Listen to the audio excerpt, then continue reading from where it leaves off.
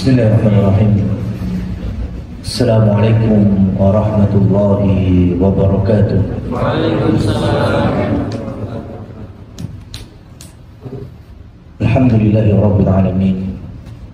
Wa bihi nasta'inuhu ala umuri dunya waddin. Asyhadu an la ilaha illallah wahdahu la syarika lah. Asyhadu anna Muhammadan abduhu wa rasuluh. Allahumma salli wa sallim ala nabiyyina Muhammad. Allahumma inna nas'aluka 'ilman nafi'an wa rizqan thayyiban wa 'amalan mutaqabbalan. Amma ba'du.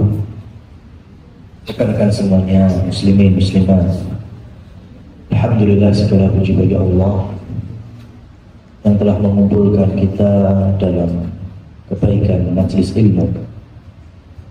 Kita buka hari ini dengan berzikir kepada Allah Subhanahu wa taala melalui jalan memahami dari apa yang menjadi kewajiban kita, baik yang sifatnya ketaatan maupun yang sifatnya memang larangan, sehingga kita bisa menjauhi apa saja yang dilarang oleh Allah dan juga Rasul. Kemudian salah satu dari kewajiban kita bersyahadat asyhadu an la ilaha illallah. Maka berikutnya ada saksian wa asyhadu anna Muhammadar Rasulullah. Kita bersaksi bahwa Nabi Muhammad sallallahu alaihi wasallam adalah utusan Allah. Kita yakini semua yang datang dari beliau. Kita juga amalkan semua yang ditetapkan sebagai amanat, dan kita juga menjauhi sebagaimana beliau melarang. Maka mengenal sosok Nabi Muhammad sallallahu alaihi wasallam itu bagian dari konsekuensi kita di dalam beragama.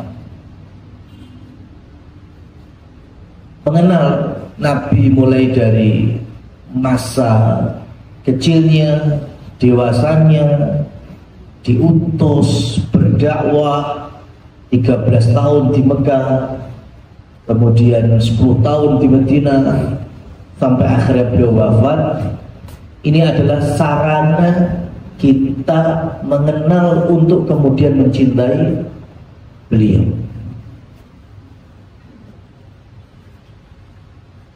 Dan di dalam Al-Quran, ketika Allah Subhanahu wa ta'ala, contohnya Allah menyebut dan mengambil, ya, ittakhadallahu Ibrahima khalila. Ketika Allah Subhanahu wa ta'ala menentukan dan memutuskan sosok Nabi Ibrahim menjadi khalilah, kekasihnya. Makanya mulai hari itu Nabi Ibrahim bergelar Al-Khalil atau Khalilullah, ya, sosok yang hidup 2000 tahun sebelum lahirnya Nabi Isa alaihissalam. Ya. Maka dari mana kita tahu bahwa Nabi Ibrahim itu menjadi kekasih Allah, bergelar Al-Khalil? Ya, karena di dalam Al-Quran disebutkan, karena Allah yang memberikan langsung gelar tersebut. Dari mana? Karena kita ngaji. Begitu pula ketika kita ini mengaku umatnya Nabi Muhammad sallallahu alaihi wasallam, mencintainya, bersaksi, ya, atas keimanan kepada beliau. Tapi masalahnya, ya, masalahnya ketika kita ditanya mengenai sosok dan figur beliau, kata kita nggak tahu.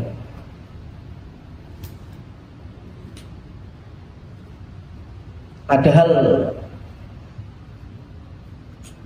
lafal uswatun hasanah Dari ayat pada Quran surat Al-Ahzab, laqad kana lakum fi Rasulillahi uswatun hasanah, itu komplek. Suri tauladan yang dari semua kehidupan, khususnya yang laki-laki, karena Rasulullah SAW laki-laki. Artinya kalau yang perempuan bisa mencontoh orang-orang terdekat Nabi dari kalangan perempuan, istri-istri beliau, putri-putri beliau, dari semua kehidupan. Jadi kita nggak pernah kehabisan stok suri tauladan. Masa kanak-kanak yang terbaik, masa kanak-kanak yang dijalani oleh Nabi Muhammad SAW. Masa remaja, kemudian ketika menikah menjadi suami terbaik, suami Rasul SAW. Rasul juga punya putri-putri yang dinikahkan kepada Utsman bin Affan, kepada Ali bin Abi Thalib, beliau jadi mertua. Nabi juga menikahi dua putri sahabatnya, Abu Bakar dan Umar. Artinya beliau menjadi menantu. Jadi kalau pengen jadi mertua baik, cerminannya Rasul. Menjadi menantu baik, cerminannya juga Rasul. Sampai Rasul akhirnya lahir cucu-cucu. Ya. Artinya beliau menjadi kakek. Maka hari ini nyaris orang kenapa disebut bapak? Karena istrinya sudah melahirkan, punya anak. Tapi ilmu menjadi bapak ada apa enggak? Wallahu a'lam. Kembali ke kita masing-masing. Kenapa disebut Simba, kakung, putri? Ya karena sudah punya cucu. Tapi ilmu berkaitan dengan menjadi kakek yang teladan, menjadi nenek yang bisa diteladani, cukup atau belum? Ada Rasulullah SAW, ya, dalam kehidupan beliau itu terisi semuanya ini dari segala lini kehidupan, sampai beliau menjadi pemimpin umat, pemimpin bangsa, kaum muslimin, rahmatan lil alamin. Jadi kalau pengen menjadi pemimpin, cerminannya Rasul sallallahu alaihi wasallam. Teman-teman yang dirahmati oleh Allah Subhanahu wa taala. Sekarang kalau ada salah seorang sahabat saja, Utsman bin Affan radhiyallahu anhu misalnya, beliau kan jadi pemimpin setelah Rasulullah, setelah Abu Bakar, setelah Umar bin Khattab. Pemimpinnya Utsman bin Affan. Ya. Utsman bin Affan itu ahli surga, sesuai dengan sabda Nabi. Umar, Abu Bakar di surga, Umar bin Khattab di surga, Utsman bin Affan di surga, Ali di surga. Yang berikutnya, Utsman bin Affan itu sahabat yang kaya raya, dan beliau sendiri mengatakan seumur hidup Nabi SAW, maka sahabat-sahabat yang paling kaya itu saya. Itu kata Utsman bin Affan, karena beliau kaya itu ketika Rasul hidup.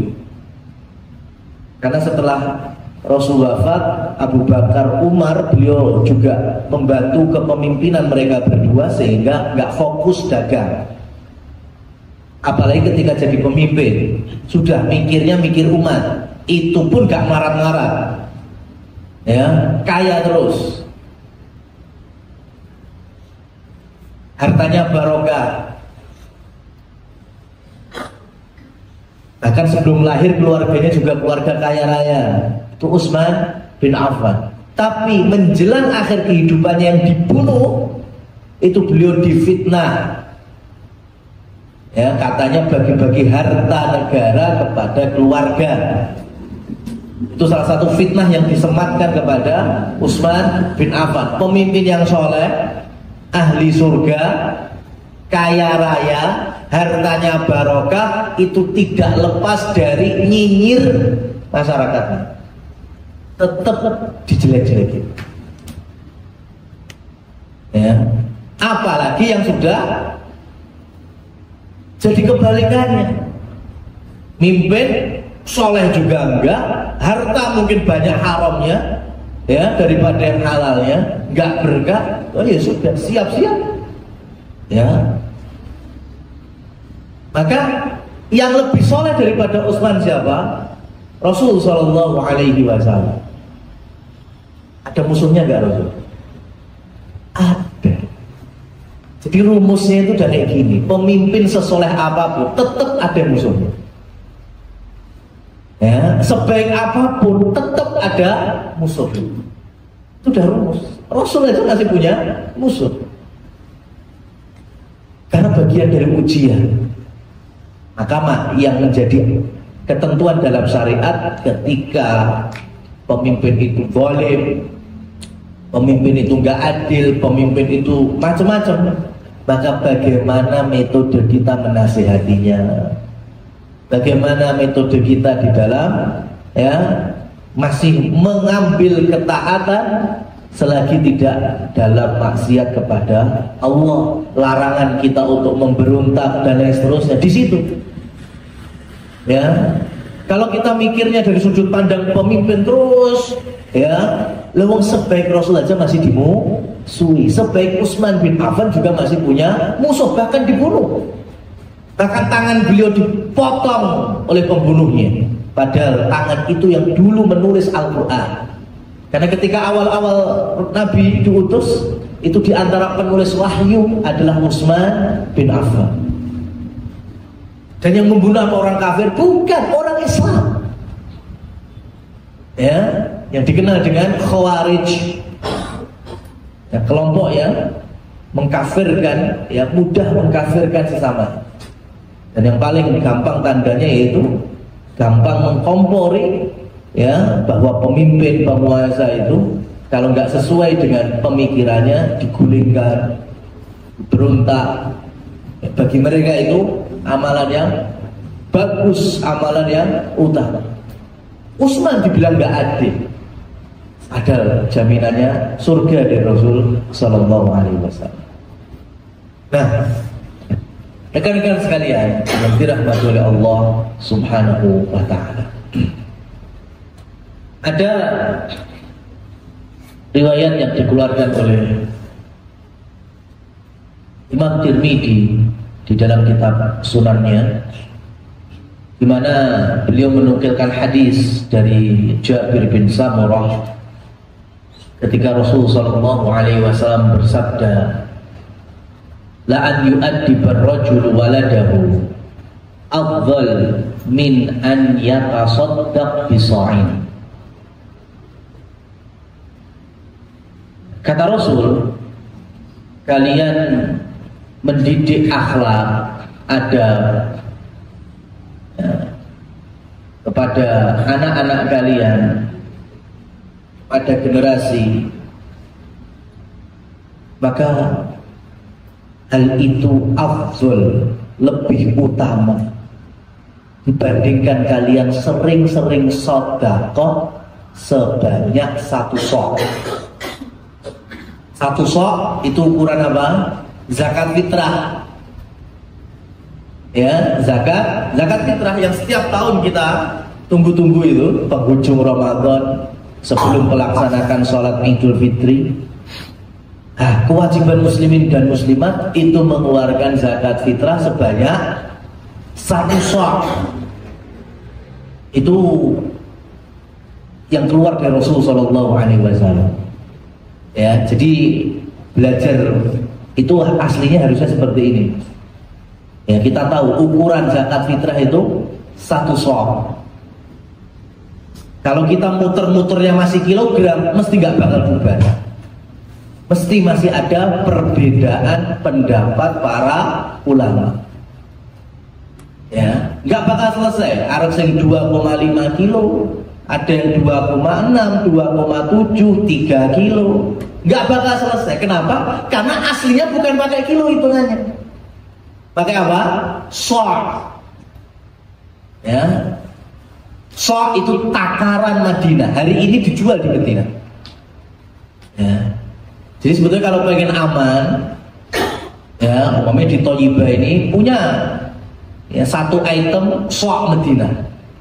Jadi kalau namanya teman-teman pengen waktunya ngeluarin zakat fitrah, sudah ini aja di keliling aja, dipinjamkan satu ya ke yang lainnya, berasnya di sok ke ukuran takaran sok, selesai. Itu udah bener. Sampai mau timbang mesti beda-beda nanti ya. Ya, karena pakem awalnya apa? Sok itu takaran volume, bukan takaran berat. Makanya Rasulullah SAW mewajibkan ya untuk dikeluarkan apa? Sa'an min tamrin, wa sa'an min sya'irin, wa sa'an min burrin, wa sa'an min akidin, wa sa'an min astagfirullah, zabib, kismis. Jadi inilah yang dimaksud dengan zakat fitrah. Ya, bahan makanan pokok, satu sok tepung, ya, satu sok gandum, ya, satu sok kurma, satu sok akid, keju atau susu yang dikeraskan, dikeringkan. Karena dulu orang-orang Badui itu bahan makanan pokoknya salah satunya susu. Mereka kan punya domba, punya unta, diperah susunya. Ya, sebagian diawetkan, dibekukan. Jadi nanti ketika musim panas atau musim yang paceklik, ya, susah makan, maka mereka akan mendidihkan air panas, kemudian susu yang diawetkan itu dicemplung. Udah kan, cair kan, diminum, itu makanan mereka. Maka itu juga bagian dari bahan makanan pokok. Dikeluarkan zakatnya di beberapa wilayah tertentu. Atau kismis. Kalau kita berarti beras. Ya, lihat, bahan makanan pokok satu jenis atau banyak jenis? Banyak jenis. Maka kalau pakai kilogram, sampai kapanpun nggak bakal ada kesepakatan. Kenapa? Karena zaman Nabi saja kurma yang dikeluarkan itu ada yang jenisnya basah, ada yang jenisnya kering. Coba kalau pakai timbangan kilogram, ini kurma basah 2,5 kilogram, ini kurma kering 25 kilogram. Di sawang podo moralis. Beda, abote podo karo lurus tengah. Tapi yang kurma basah paling cuma berapa biji? Ya, 25 kilogram. Yang kurma kering mesti lebih banyak, ya kan? Karena volume yang kering pasti lebih banyak daripada yang volume yang basah. Tapi abote podo 2,5. Ya. Tapi kalau mau yang basah, mau yang kering pakai sok, bisa apa enggak? Bisa. Ya.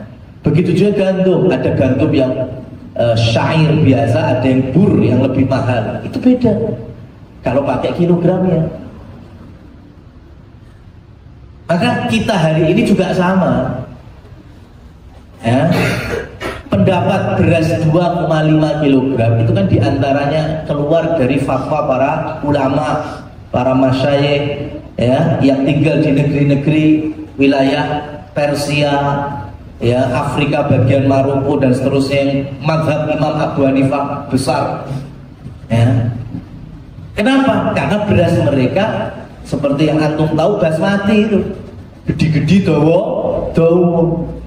Jadi dikompernya kepada satu sok menjadi 2,5. Lah beras awake dhewe cilik-cilik, ya, mentek-mentek, ya kan? Itu kalau model tadi sama-sama pakai kilogram, beras awake dhewe rojo lele 2,5 sama yang basmati 2,5, abote padha, tapi di volume beda tetap. Itu. Tapi kalau pakai satu sok, pakai ukuran sok, aman semua. Makanya kenapa kami sarankan kalau masih pakai hitungan kilogram, jangan berpatokan di paling minim yaitu 2,5, tapi patokan yang paling maksimal yaitu 3 kilogram. Itu yang paling aman. Ya, itu yang paling aman. Kalau masih pakai kilogram, ya, dan memang harus bahan makanan pokok, jangan pakai duit. Ya, 3 mazhab itu tidak mensahkan yang pakai duit. Imam Malik, Imam Syafi'i, Imam Ahmad gak sah pakai duit. Yang hanya memperbolehkan itu satu mazhab, yaitu mazhabnya Imam Abu Hanifah. Itu pun masih ada titik duanya. Yang dibolehkan oleh Imam Abu Hanifah mengeluarkan zakat fitrah bentuknya, kompernya duit itu hanya satu jenis. Apa? Al-bur. Ya, ini biar sampai tahu, biar nggak bermudah-mudahan zakat fitrah pakai duit. Ya, jadi Imam Abu Hanifah itu membolehkan zakat fitrah duit itu kalau kompernya pakai bahan makanan pokok al-bur. Bur itu gandum yang kualitasnya tinggi, mahal. Ya. Itu makanya Imam Abu Hanifah ini kalau pakai al-bur satu sok itu nilainya tinggi sekali. Maka untuk al-bur sudah dinominalkan duit aja, tapi separuh sok. Gini aja kalau biar sampai punya gambaran teman-teman semuanya. Apalagi yang ada di bawah, ya bagian mungkin gudang, ya kemudian toko kasir itu sangat paham harga-harga kurma. Dan kurma bagian dari bahan makanan pokok, bisa dikeluarkan zakatnya. Saya mau tanya, ya kalau ngeluarin zakat kurmanya, kurma ajwa, sekilonya berapa? Ya, sekilonya berapa? Anggap yang bagus ajwanya, anggaplah 200.000 ya. Ya, kita sepakati ngomongnya 1 kilo ajwa 200.000. Berarti kalau 2,5 kilo berapa? Berapa? 500.000. Nah, Imam Abu Hanifah maksudnya gitu. Jadi kalau kalian pengen keluarkan zakat fitrah pakai duit, itu kompennya ajwa. Ojo beras bulog raske. Paham maksudnya? Jadi Imam Abu Hanifah membolehkan muslimin muslimat mengeluarkan zakat fitrah dalam bentuk duit itu kalau kompernya kurma ajwa. 2,5 kilo 500.000. Di duit 500.000 gini buat zakat fitrah. Bagi Imam Abu Hanifah itu boleh. Nah kita tekok neng panitia piro ya zakatnya. Oh beras sekilo 8.000. Berarti lurus tengah ya dikomparnya ngono. Ya, akhirnya sudah. Ya, cuma modal 20.000 tok. Bisa sepadan 25.000 rupiah dengan 500.000 rupiah. Jelas beda. Jadi kalau pengen keluarkan duit kayak gitu, itu mazhabnya Imam Abu Hanifah. Jadi nggak sembarangan langsung beras kita dikompar, sekilo 10.000 berarti lurus tengah, ketemu 30.000, 35.000 selesai. Tidak. Beliau juga mengklasifikasi yang boleh diganti duit itu yang al-bur tadi, atau gampangnya tadi kurma yang ajwa. Itu mantep itu baru, lumayan prosol kan? Ayo coba kalau kaum muslimin gitu, pilih di beras 10 kilo kok 500.000, pilih mana mas? Beras 10 kilo ketemu enak kan? Gitu. Jadi memahami fikih zakat fitrah itu kayak gitu. Baik, teman-teman yang dirahmati oleh Allah Subhanahu wa taala. Jadi Nabi itu bersabda, kalian mengajarkan adab, akhlak ya kepada anak cucu, kepada generasi ya. Berarti kalau bicara lingkungan ya sekolah misalnya, guru ke muridnya ya, dan lain seterusnya, itu lebih baik dibandingkan sering-sering sedekah sebanyak satu sok. Ini hadis bukan merendahkan ibadah sedekah, enggak. Ini hadis bukan kemudian kita diminta berarti gak usah infak, gak usah sedekah, bukan. Maksudnya hadis ini memotivasi supaya kita ini belajar adab, belajar akhlak dan mengajarkannya, memberikan teladan kepada generasi setelahnya. Dan Imam Al-Mubarakfuri dalam kitab beliau Tuhfatul Ahwal di syarah Imam Tirmidzi sunannya itu, kenapa kok mengajarkan adab akhlak itu lebih baik dibandingkan sedekah? Karena sedekah itu jenisnya ada dua. Ada yang sifatnya jariyah, ada yang sifatnya mandek, berhenti, nggak sampai mengalir terus. Ya, kalau sifatnya wakaf itu sedekah jariyah.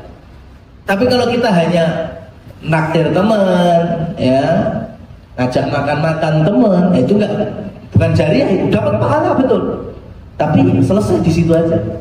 Ya, kita dapat pahala berinfak atau mensedekahkan sebagian harta dalam wujud mengajak teman makan-makan.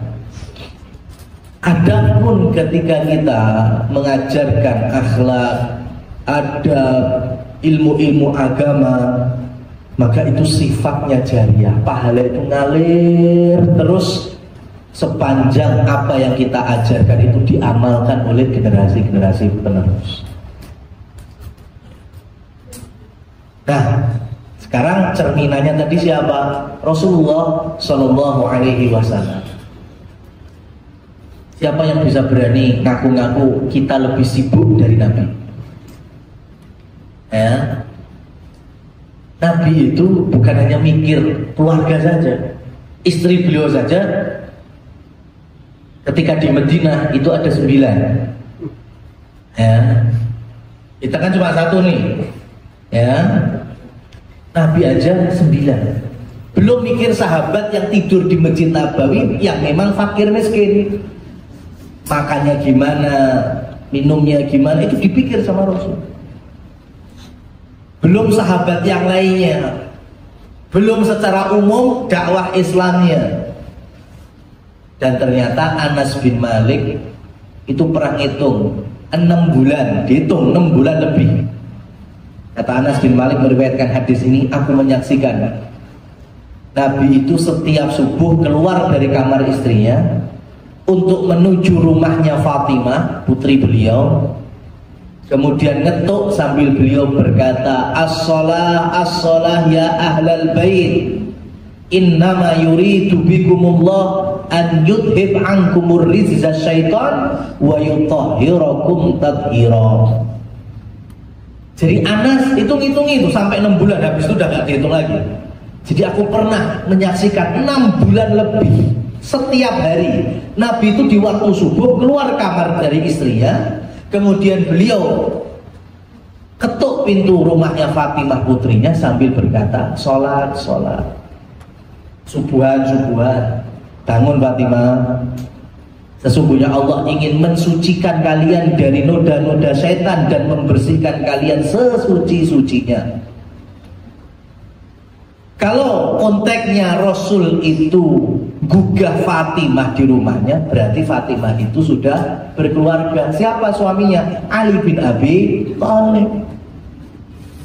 Dua-duanya sepasang ini, Fatimah dapat hadis dari Nabi. Khairun nisa'i fil jannah arba'un, sebaik-baik wanita di surga ada 4 orang. Salah satunya Fatimah bintu Rasulillah, putri beliau. Ali bin Abi Thalib juga dapat hadis tadi, Ali fil jannah, Ali masuk surga. Dua-duanya ahli surga. Dua-duanya orang yang soleh di zaman itu. Dua-duanya bagian dari keluarga Rasulullah Shallallahu Alaihi Wasallam. Punya nggak kita pikiran atau bayangan Fatimah telat subuhan pernah? Ali bin Abi Thalib terus males-malesan subuhan jamaah ke masjid pernah? Gak mungkin di pikiran kita mikir seperti itu. Itu pun masih digugah sama Rasul. Nabi itu masih bangunin subuhan putrinya dan mantunya. Untuk apa? Ya, orang mantunya gak mungkin ninggalin subuhan, itu jelas gak mungkin. Tapi Rasul masih gugah tani subuh, sholat.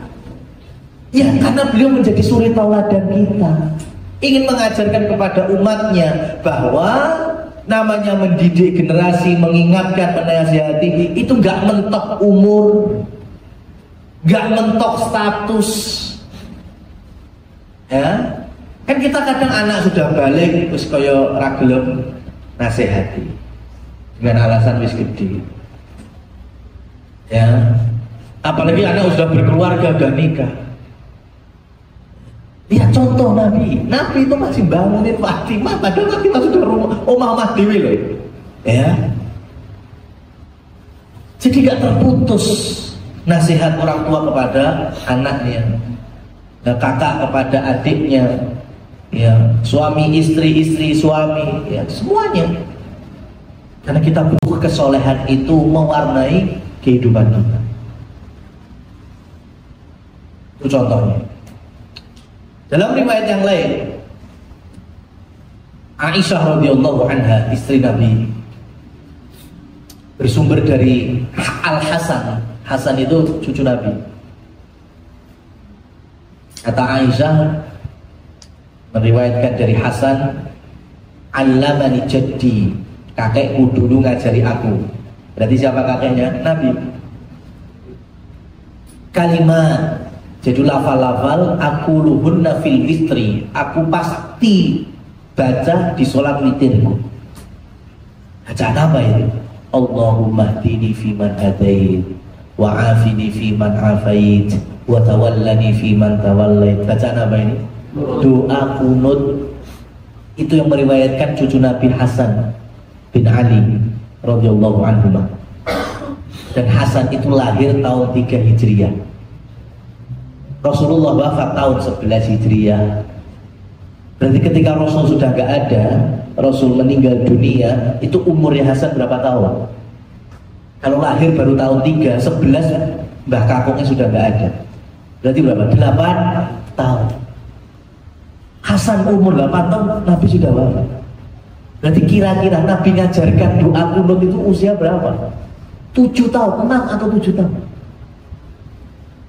Anak usia 6 tahun, 7 tahun itu udah dikasih ilmu sama Rasul. Dan gak mungkin dulu Rasul selaku sing baik itu ngomong gini le, apalno ngono, gak mungkin. Mesti diajarkan kandungannya, isinya, faedahnya, manfaatnya. Dan Rasul tidak akan pernah lupa ajarkan, dakwahkan. Buktinya sampai hari ini, ya, doa kunut itu sampai di kita. Itu kan turun-temurun ya. Ya, anak usia 6 tahun sudah dibekali Nabi doa yang keutamaannya Masya Allah itu doa kunut. Ya. Belum nanti ada sahabat namanya Nu'man bin Bashir. Itu lahir tahun 2 Hijriah. Jadi lebih tua setahun daripada Hasan. Jadi ketika Rasul wafat umurnya berapa? 9 tahun. Itu pun sebagai doa dari Rasul, ya, anti sihirnya Yahudi. Ya. Karena Yahudi ketika muslimin hijrah ke Madinah, itu kata orang-orang Yahudi disihir air-air sumur-sumur Madinah. Pokoknya muslimin muslimat yang ngombe sumur Madinah, ya, sudah dimantra-mantra, sudah dikasih ya santet, mandul semuanya. Itu biar nggak berketurunan. Ternyata itu kan terjadi nih tahun 1 Hijriah. Tahun 2 Hijriah lahir itu dari Muhajirin ada Abdullah bin Zubair bin Awam, ya, cucunya Abu Bakar As-Siddiq. Yang dari Ansor lahirlah Nu'man bin Bashir. Jadi ternyata sihirnya Yahudi gak mempan. Buktinya muslimin berketurunan. Nah, Nu'man bin Bashir itu meriwayatkan satu hadis. Bunyi hadisnya gini, innal halala bayyinun wa innal harama bayyinun wa bainahuma umurun mustabihat. Yang halal sudah jelas, yang haram sudah jelas. Di antara keduanya itu ada perkara-perkara syubhat yang gak banyak manusia yang tahu. Para ulamanya yang paham hal ini. Hadis ini sama Imam Nawawi itu dimasukkan ke dalam kitab hadis dasar itu Arba'in Nawawi itu. Imam Abu Dawud, kata beliau, Imam Abu Dawud, saya itu hafal ratusan ribu hadis Nabi. Tapi saya peres, saya tulis sehingga menjadi kitab Sunan Abu Dawud. Kitab hadis Imam Abu Dawud itu jumlahnya 6.000. Jadi dari yang dihafal ratusan ribu, yang ditulis menjadi kitab Sunan Abu Dawud itu cuma 6.000-an hadis. Kemudian beliau berkata, dari 6.000 itu saya peres lagi. Kalau muslimin muslimat pengen belajar agama Islam, dasarnya, pokoknya, pedomannya itu tidak keluar dari 4 hadis. Dan salah satu hadisnya adalah hadis innal halala bayyin wa innal harama bayyin, yang diriwayatkan oleh Nu'man bin Bashir. Berarti Nu'man bin Bashir itu sahabat yang meriwayatkan hadis yang nilainya 1/4 dari pondasi Islam. Rasul wafat umurnya masih 9 tahun.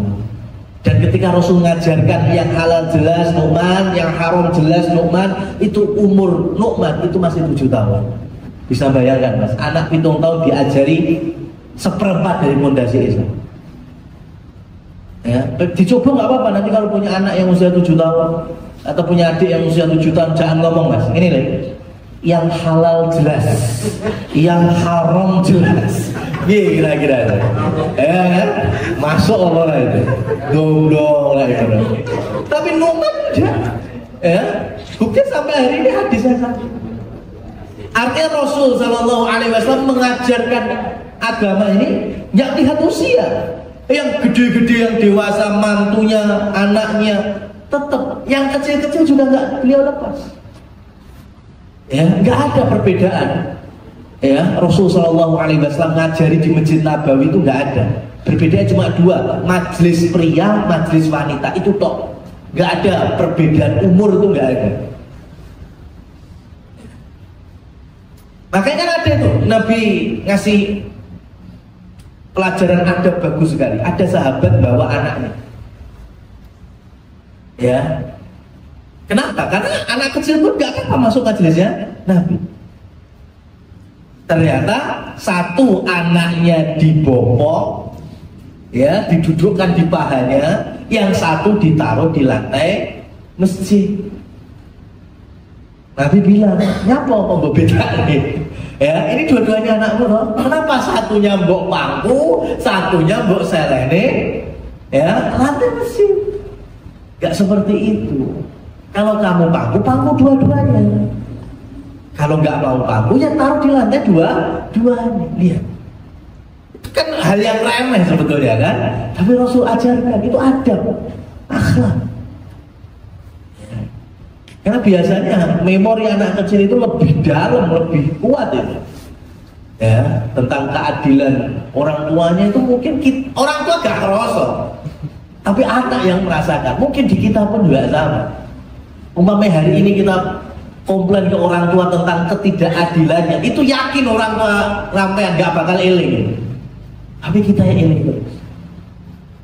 Dari kecil Rasul ingatkan harus adil. Ya, paku kabeh, orang kabeh.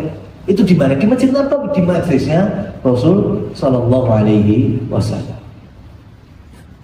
Dan tanda-tanda seperti ini memang dari dulu, ketika Rasul Shallallahu Alaihi Wasallam itu, ya, ketika sebelum diutus jadi nabi, bahkan ketika masih anak-anak, ya, keutamaan beliau itu sudah muncul. Seperti ketika beliau diajak dagang oleh pamannya ke Syam, belum masuk Syam, baru masuk wilayah Busra, itu ada pendeta dari Nasrani namanya Buhairah. Itu sudah melihat tanda-tanda kenabian, akhlak, adabnya Rasul itu sudah komplit seperti yang ada di Injil. Kami minta kepada Abu Thalib bawa pulang ponakanmu. Jangan lanjutkan ke Syam. Kenapa? Karena di Syam itu banyak sekali orang-orang Yahudi dan Nasrani.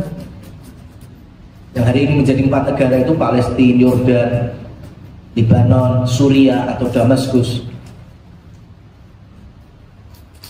Dan Buhairah itu orang Nasrani yang ngaji Injil, dan di Injil itu jelas sekali karakter Nabi akhir zaman. Jadi nama Nabi Muhammad itu terancam karena Yahudi juga ngaji Taurat, tanda-tanda kenabiannya. Ini kalau masuk Syam dilihat, wah ini mesti Nabi akhir zaman. Dari fisiknya, dari tutur katanya, kejujurannya, akhlaknya, belum awan-awan menaungi dan seterusnya, itu dari mukjizat-mukjizat sebelum diutus, itu nampak sebenarnya. Dan hari itu Buhairah mengkhawatirkan nyawa Nabi Muhammad kecil karena 2 masyarakat, apa? Yahudi dan Nasrani. Kalau sampai Yahudi tahu Nabi akhir zaman bukan dari nasab mereka, bukan dari Bani Israel, yang ada mesti dibunuh. Begitu juga Nasrani. Kenapa? Karena di Injil disebutkan bahwa Nabi akhir zaman itu dakwahnya, agamanya, syiarnya itu sampai mengalahkan Imperium Romawi. Nah kalau sampai mereka tahu, oh ini calon sih ngalah nih Romawi, terancam nyawanya. Maka dua-duanya, makanya dulu ya teman-teman yang dirahmati Allah, ketika Yahudi itu nggak suka dengan Nabi Isa, ya, padahal Nabi Isa masih bagian dari nasab mereka, Bani Israel. Tapi karena nggak suka dengan dakwahnya, diprovokasi Romawi untuk menangkap Nabi Isa hidup ataupun mati, dan terjadi kan? Ya, akhirnya dicari-cari Nabi Isa dengan para pengikutnya yang dikenal dengan Hawariyun. Akhirnya ketika tertangkap, Allah berikan kekuasaannya, Nabi Isa Allah angkat, provokatornya syubbihalahu, dalam Qur'annya disebut diperumpamakan sama Allah, dijadikan rupanya itu seperti hanya Nabi Isa. Orang-orang tahu hari itu Nabi Isa, padahal itu ya yang diserupakan. Sejarah yang paling masyhur menyebut nama aslinya yaitu Yudas Iskariot. Itu yang disalib ya di 14 titik di wilayah hari ini dikenal dengan Yerusalem. Ya, di lokasi di titik 1, titik 2, kalau kita mungkin desa kampung gitu ya, kampung 1 disalib belum mati, masih hidup lagi, pindah lagi.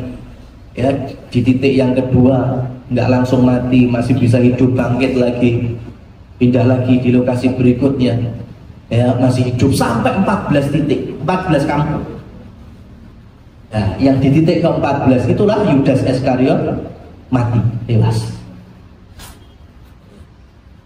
Maka inilah nanti asal muasal Nasrani ya membangun di 14 titik ini tempat ibadah alias gereja ya, karena sejarahnya memang disalib, titik pertama masih hidup bangkit, titik kedua hidup bangkit, titik ketiga masih hidup bangkit, maka gerejanya dikenal dengan gereja kebangkitan ya. Jadi kalau di wilayah kita di Indonesia ada yang model gereja kebangkitan itu berarti pakai Nasrani versi Yerusalem.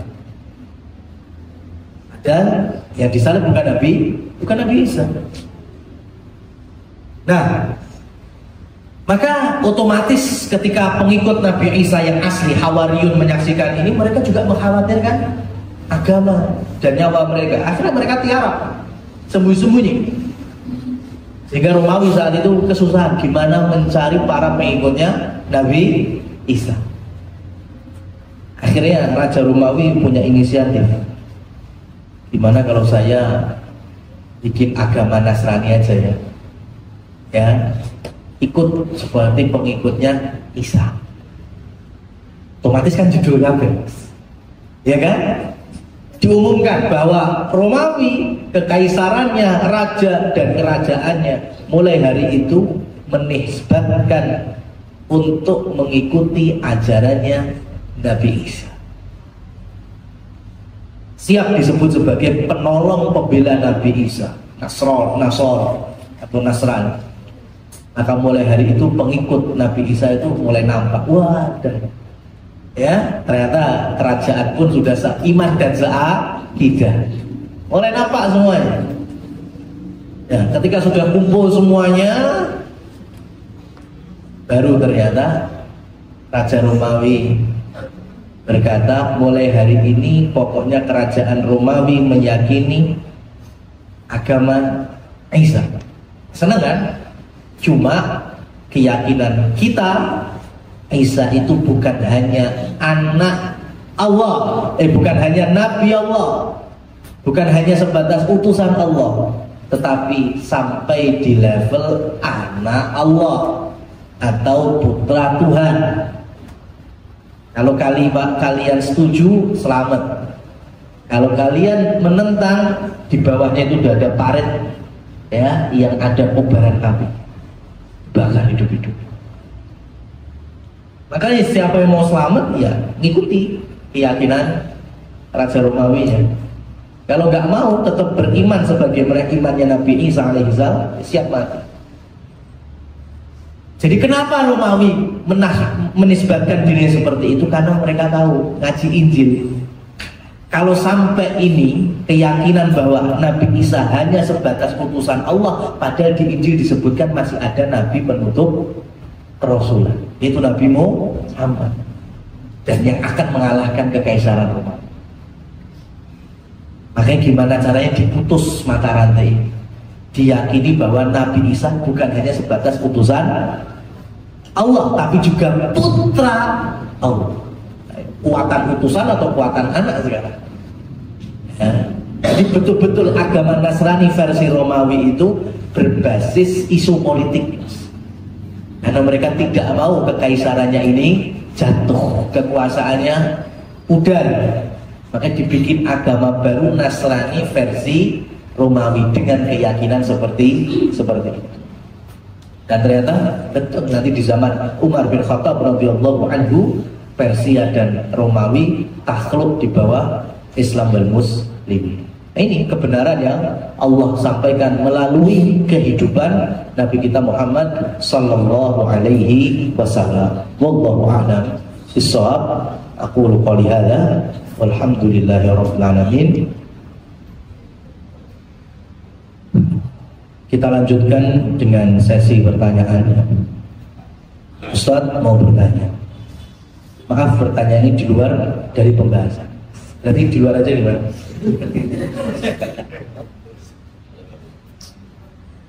Jadi gini, orang tua saya ini masih menjalankan riba, seperti memakai kartu kredit, tetapi sudah mulai berhenti. Loh gitu, masih menjalankan tapi sudah berhenti dan sudah bertobat, alhamdulillah.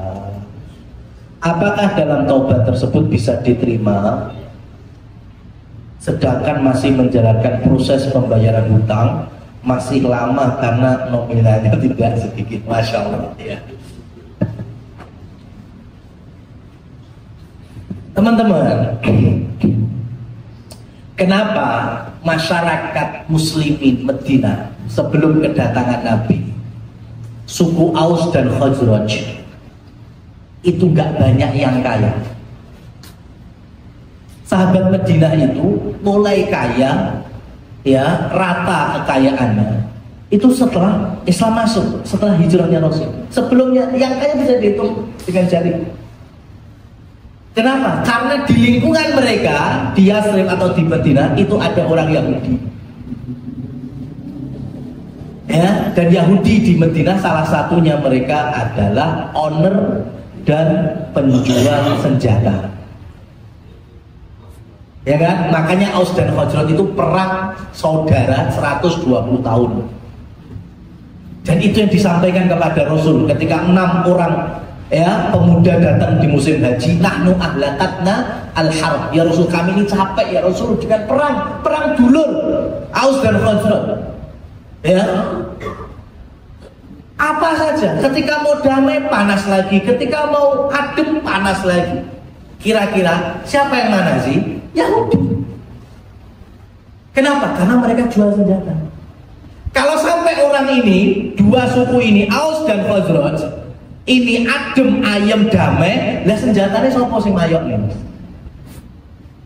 Ya, maka dari dulu Yahudi itu bicaranya ini orang masyarakat ini perang terus. Selagi mereka perang, kita kaya, jualan senjatanya laris. Kalau sampai damai, ya oprot Yahudi. Ya, belum tiga. Dan sistem itu dipakai sampai hari ini. Ya, sistem seperti itu. Lihat negara, jangankan yang muslimin sama kafir lah. Antar negeri kafir aja yang perang, itu lihat pemasok senjatanya siapa, yang jualan siapa. Itu kadang sudah mulai bangkrut, sudah mulai susah, mau damai aja nih. Ini antar dua negara, udah kita gencatan senjata aja. Ya, kita perang dingin aja. Ya, kita nggak usah perang fisik. Mesti ada yang manas-manasi. Kenapa? Bangkulan senjata. Tengi sapa sing mayone, rudale sapa sing mayone. Dan itu Yahudi. Ya, sekarang sudah ngenes kayak gitu perang-perang, ya sudah nggak punya harta, dipaksa beli senjata. Kira-kira gimana cara belinya? Kalau nggak punya, cicil, dan pakainya sistem riba. Gimana bentuknya? Nanti antum ngaji ayat paling panjang di surat Al-Baqarah dan di dalam Al-Quran itu ayat tentang utang piutang. Ya, sebelum ayat itu, di ayat-ayat sebelumnya itu ada firman Allah berbunyi wa in kana dzu usratin fanadhiratun ila maisarah. Ini adab akhlaknya muslimin.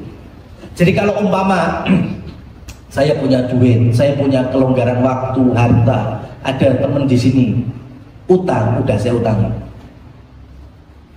Jatuh temponya kapan? Bulan depan, oke. 2 bulan, sebulan lagi saya tagih.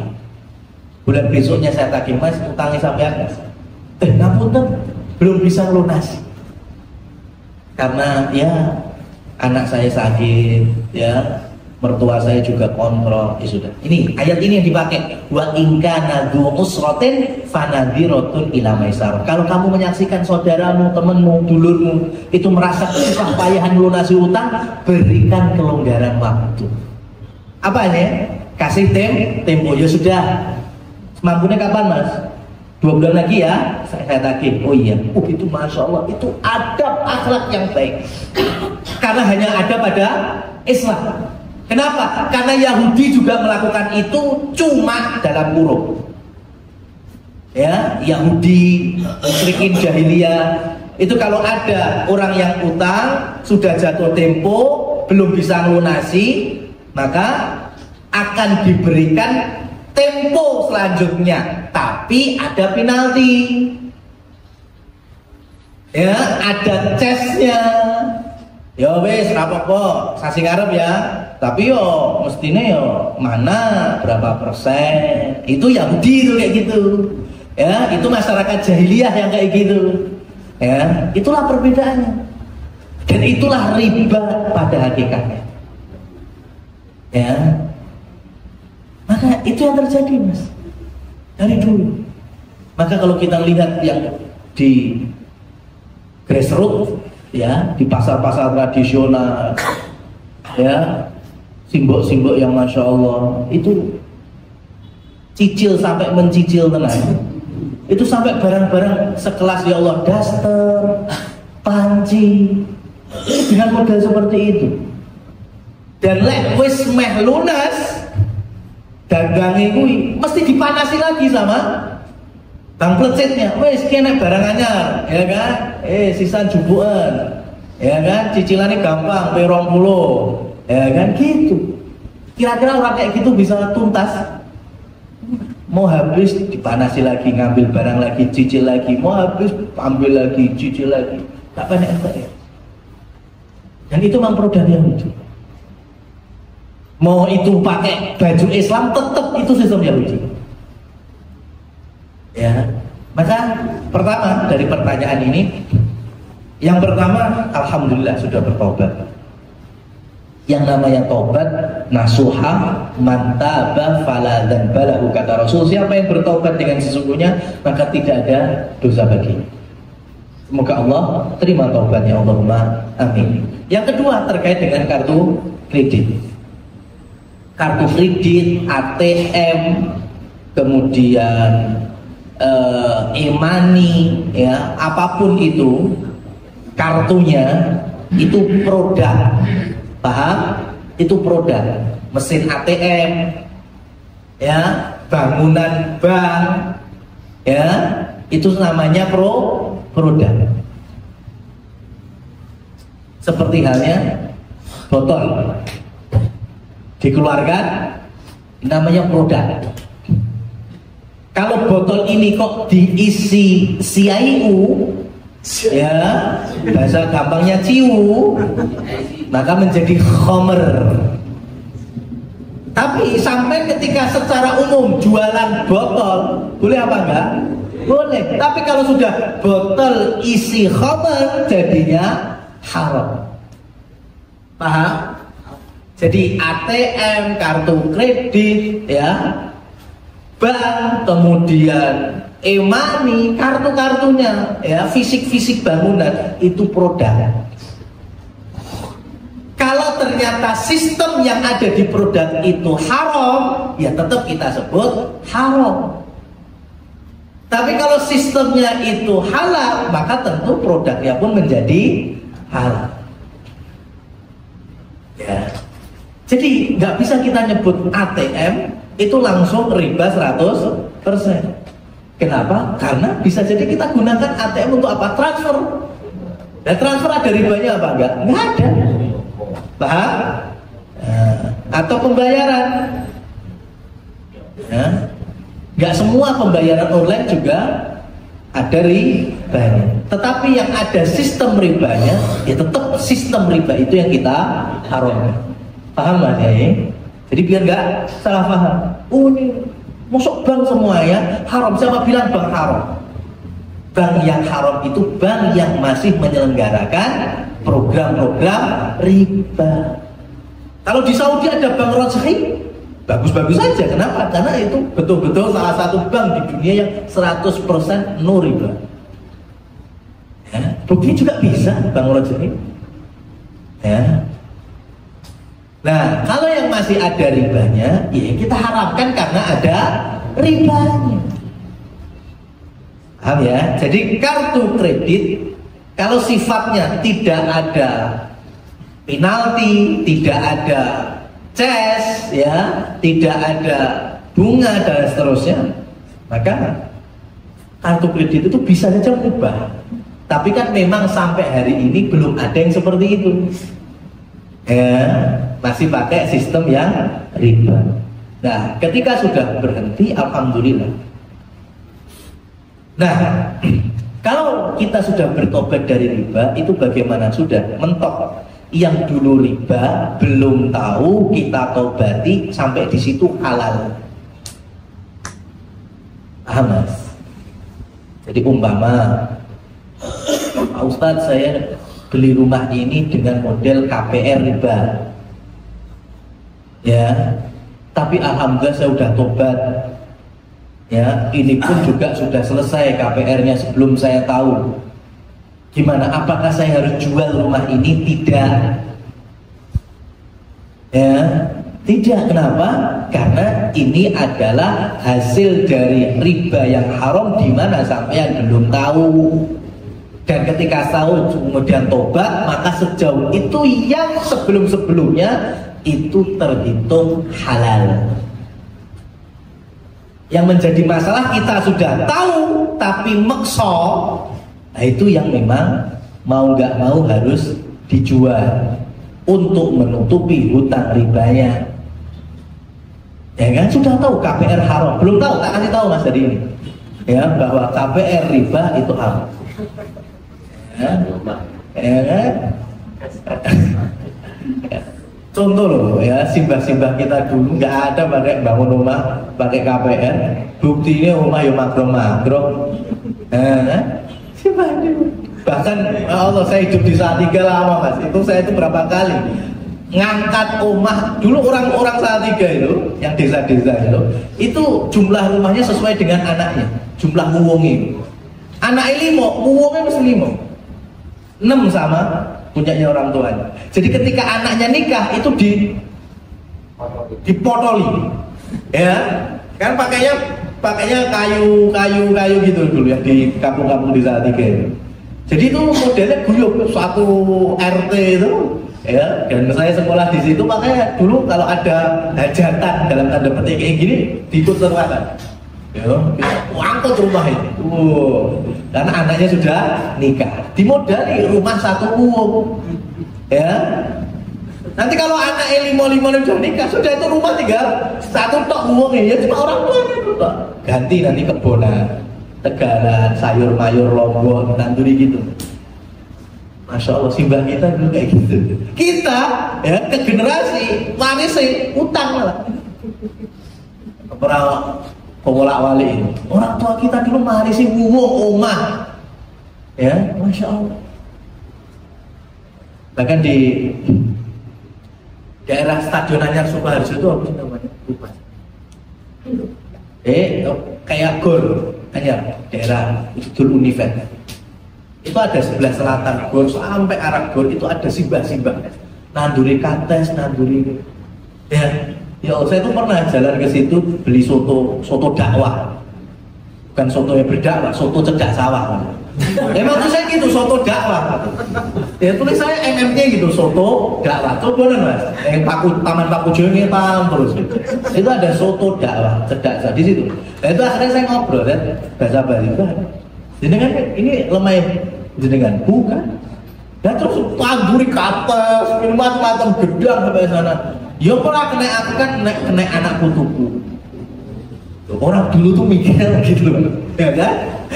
Ya coba sekarang nunggu umpama ini yang model pelem 10 tahun, 5 tahun, belum tentu umurnya bayar 5 tahun, 10 tahun.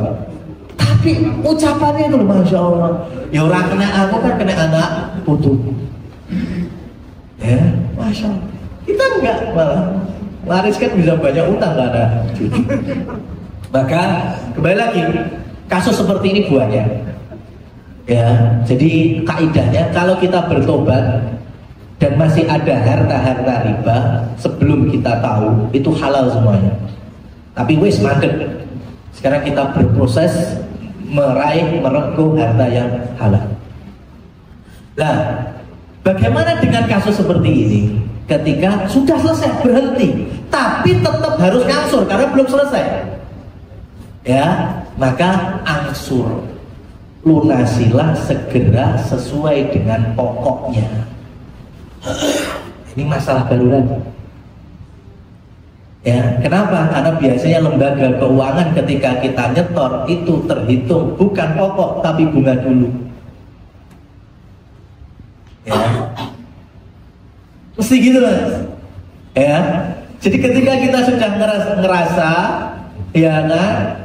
Pokoknya sudah dibayar, tapi bank ribawi tetap masih gak terima karena ngitungnya mereka dari ribanya dulu. Belum nanti ada penaltinya, ya, belum ada cashnya macam-macam. Memang kalau pengen solusi yang paling agak terkesan medeni itu ketika bayar lunasi sambil gandeng Kapolsek. Itu insya Allah paling aman. Ya, kenapa? Karena nanti ketika bank memakai orang-orang dalam tanda petik seperti debt collector itu di meja hijau mesti kalah. Ya, karena nggak ada undang-undangnya. Itu betul-betul sistem premanisme Yahudi. Ya, paling mentok nanti pakai OJK. Ya, otoritas jasa keuangan, dan itu pun masih bisa dikalahkan ketika betul-betul kita ini bayarnya lunasinya memang dari awal ngitung pokok bukan bunga. Cuma ya itu mosok dadak nganggo Kapolsek. Ya kalau kita pernah aneh. Ya, kalau enggak, maka dari sini nasihat kami bagi para penanya tetap lunasi segera. Ya, lunasi segera. Dan kalau memang ada penalti dan seterusnya, memang kita nggak bisa keluar dari itu. Kecuali kita pengen ruwet-ruwetan, pengen panas-panasan, pengen sumuk-sumuan, oke, ya kan? Lo jual gua borong, itu nggak apa-apa. Tapi kalau kan ada karakter kita yang pokoknya terima, beres. Aku pengen tobat, pengen gedang bar, ya sudah. Maka bayarkan wis pokoknya sampai mana, tuntaskan segera. Penaltinya terhitung, bayar penaltinya. Asalnya duitnya sih nggak ono pak. Nah itu pak. Ya. Nah, berarti kan, ya. Ini kan masalahnya masih lama. Karena dari ribanya itu masih lama ngangsurnya. Maka saran kami segera tutup. Ya. Nah kalau segera kan kena penalti, kena cas macam-macam. Lah masalahnya duitnya sih nggak ono. Makanya dari sini saran kami jika masih ada aset ya di luar dari kebutuhan primer, maka silakan fungsikan. Ya, kalau ternyata asetnya satu buah Alphard, ya wis Alphard diganti seniorite. Ya kan masih sama-sama punya mobil, cuma Alphardnya berubah menjadi Xenia. Yang mungkin Innova ya sudah dijual, diganti yang LCGC, nggak apa-apa. Yang penting kan masih punya mobil. Nah, hasil dari penjualan Innova atau Alphardnya itu untuk nutup biar segera utang ribanya selesai. Ya, itu contohnya. Kalau punya kebun ya alhamdulillah, berarti kan nggak susah jual Alphard, kebunnya aja dijual untuk melunasi hutang ribanya. Karena sepanjang kita belum tuntaskan, maka sepanjang itulah kita seakan-akan ya gambarannya menantang Allah Subhanahu wa Ta'ala. Kira-kira gimana? Kita yang nyonyok apa kita yang menang gitu kalau nantang Allah? Ya, maka dari sini yang masih riba segera ya mencari jalan untuk bertaubat, ya, karena Rasul sudah menyampaikan melalui firman Allah, yamhaqullahu riba wa yurbis shadaqah, ya, yang dimaksud yamhaqu itu Allah akan menghancurkan riba sehancur-hancurnya, itu orang sak-deksaknya, ya, tapi pelan-pelan, yang mungkin disadari ketika sudah paling ujungnya, ya, ujungnya di dalam kematian. Ya, terkadang ada dulu kabar salah satu bank riba ketika tobat, ceritanya dia tuh pokoknya setiap berangkat ngantor ndase ngeluh terus, ya, sampai seken nggak ada apa-apa, tapi ngeluh. Kemudian dapat hidayah, tobat, akhirnya buka warung biasa, masya Allah, kesibukannya lebih dibanding ketika di bank riba, tapi malah hilang mumet. Ada yang kena di keluarganya, anak yang sakit tahun-tahunan, ya. Emang Allah hancurkan itu nggak langsung hancur, belum, nggak, tapi pelan-pelan, tapi habis ludes. Ada di sini. Semoga Allah Subhanahu wa Ta'ala mudahkan kita dari keluar riba. Wallahu a'lam bishawab. Dari kami, subhanakallahumma wa bihamdika asyhadu an la ilaha illa anta astaghfiruka wa atubu ilaik. Wassalamualaikum warahmatullahi wabarakatuh. Dan kembalikan ke teman pembawa acara.